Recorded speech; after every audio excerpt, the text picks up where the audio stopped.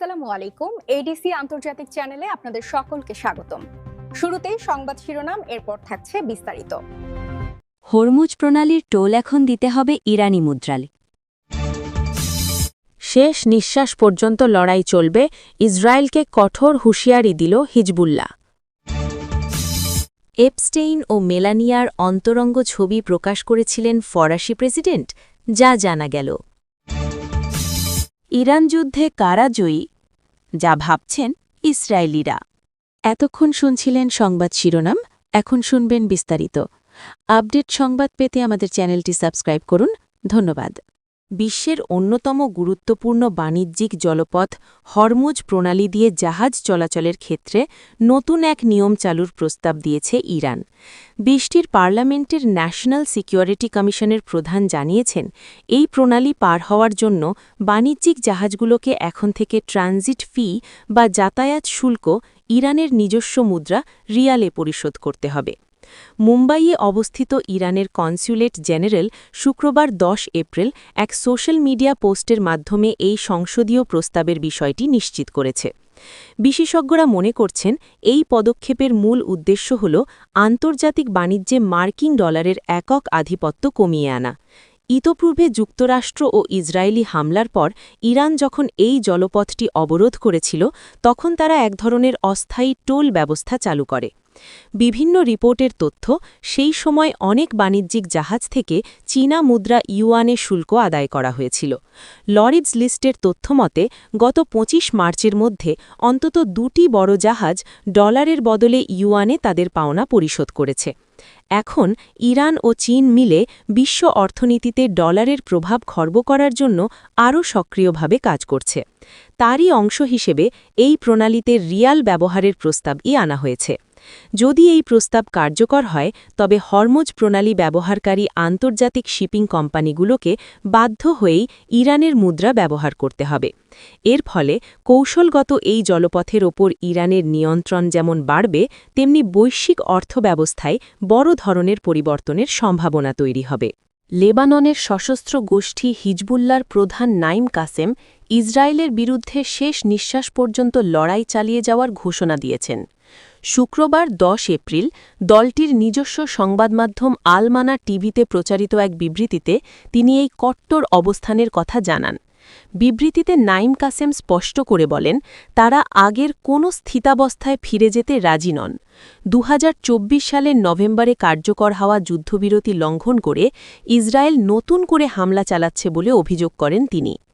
Hezbollah প্রধান সরাসরি লেবাননের ক্ষমতাধর ব্যক্তিদের প্রতি আহ্বান জানিয়ে বলেন, ইসরায়েলকে আর কোনো বিনামূল্যে ছাড় বা আপোষ দেওয়া চলবে না। শত্রুপক্ষের হুমকি বা আধুনিক অস্ত্রশস্ত্রে তারা ভীত নন উল্লেখ করে তিনি দাবি করেন, হিজবুল্লাই এই মাটির প্রকৃত মালিক। নাইম কাসেমের এই কড়া বার্তা এমন এক সময়ে এলো যখন ইসরায়েলি প্রধানমন্ত্রী বেনিয়ামিন নেতানিয়াহু জানিয়েছেন যে আপাতত লেবাননের সাথে কোনো যুদ্ধবিরতি হবে না। যদিও তিনি বৈরুতের সাথে সরাসরি আলোচনার পথ খোলা রাখার ইঙ্গিত দিয়েছেন, তবে হামলা বন্ধের কোনো প্রতিশ্রুতি দেননি। এদিকে লেবাননে চলমান এই সংঘাত নিয়ে তেহরানও তাদের কঠোর অবস্থানের কথা জানিয়েছে।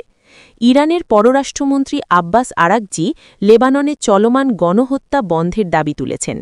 অন্যান্য ইরানি কর্মকর্তারা সতর্ক করে বলেছেন যে ইসরায়েলের এই হামলাগুলো বিদ্যমান যুদ্ধবিরতি চুক্তির চরম লঙ্ঘন। উল্লেখ্য, বুধবার 8 এপ্রিল বৈরুতের কাছে এক বিমান হামলায় হিজবুল্লাহ প্রধানের ব্যক্তিগত সচিব এবং ভাগ্নে আলী ইউসুফ হার্শি নিহত হন। ইসরায়েলি সামরিক বাহিনী এই হামলাকে যুদ্ধ শুরুর পর থেকে হিজবুল্লাহর ওপর চালানো তাদের সবচেয়ে বড় এবং সমন্বিত হামলা হিসেবে বর্ণনা করেছে। মূলত এই ঘটনার পরপরই নাইম কাসেমের পক্ষ থেকে লড়াই চালিয়ে যাওয়ার এই ঘোষণা এলো।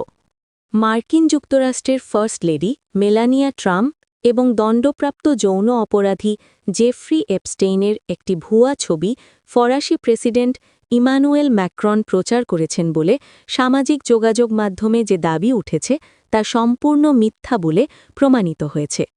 ডিজিটাল কারসাজির মাধ্যমে তৈরি এই ছবিটি ম্যাক্রন কখনও শেয়ার করেননি বলে নিশ্চিত করেছে আন্তর্জাতিক বিভিন্ন সংবাদ মাধ্যম ও ফ্যাক্ট চেকিং প্রতিষ্ঠান।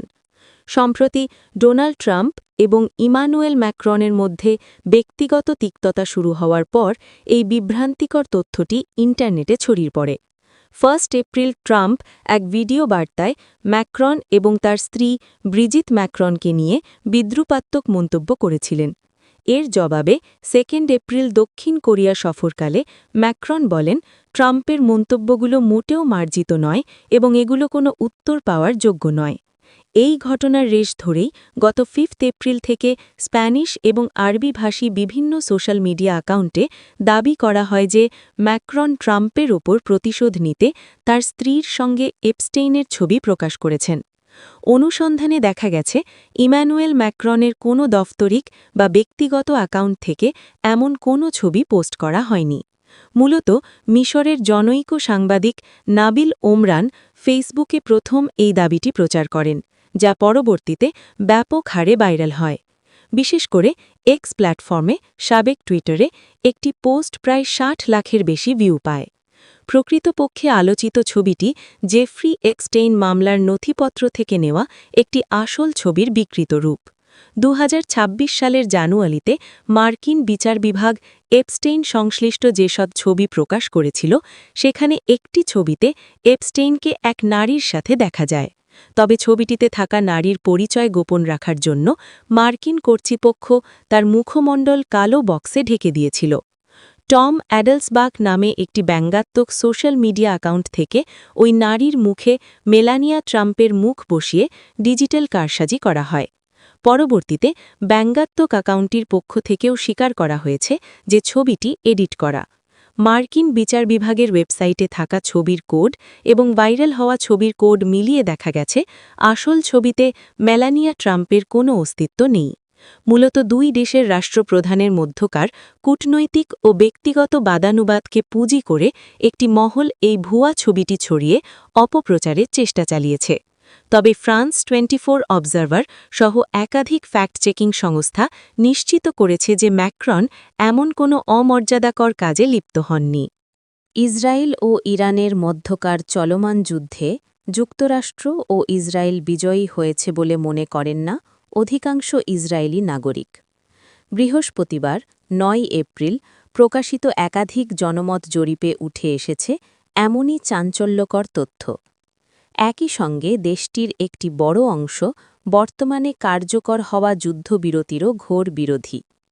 ইসরায়েলের শীর্ষস্থানীয় সংবাদমাধ্যমগুলোর জরিপে জয়ের ব্যাপারে জনমতের ভিন্নতা লক্ষ্য করা গেছে। চ্যানেল 13 জরিপ বলছে মাত্র 33% ইসরায়েলি বিশ্বাস করেন যে তারা যুদ্ধে জয়ী হয়েছেন, যেখানে 28% মতে প্রকৃত জয় হয়েছে ইরানের।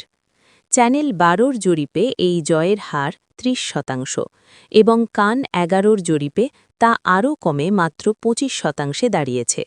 সবকটি জরিপেই একটি সাধারণ চিত্র ফুটে উঠেছে, অর্ধেকেরও বেশি নাগরিক যুক্তরাষ্ট্রের মধ্যস্থতায় হওয়া এই যুদ্ধবিরতি সমর্থন করেন না, বরং তারা ইরানের বিরুদ্ধে লড়াই চালিয়ে যাওয়ার পক্ষে। দেশের কৌশলগত অবস্থান নিয়ে নাগরিকদের মধ্যে মিশ্র প্রতিক্রিয়া দেখা গেছে। চ্যানেল 13 তথ্যমতে 37% ইসরায়েলি মনে করেন যুদ্ধের পর দেশের কৌশলগত অবস্থান উন্নত হয়েছে, তবে প্রায় সমান সংখ্যক অর্থাৎ 34% মানুষ মনে করেন পরিস্থিতি আগের চেয়ে আরও খারাপ হয়েছে।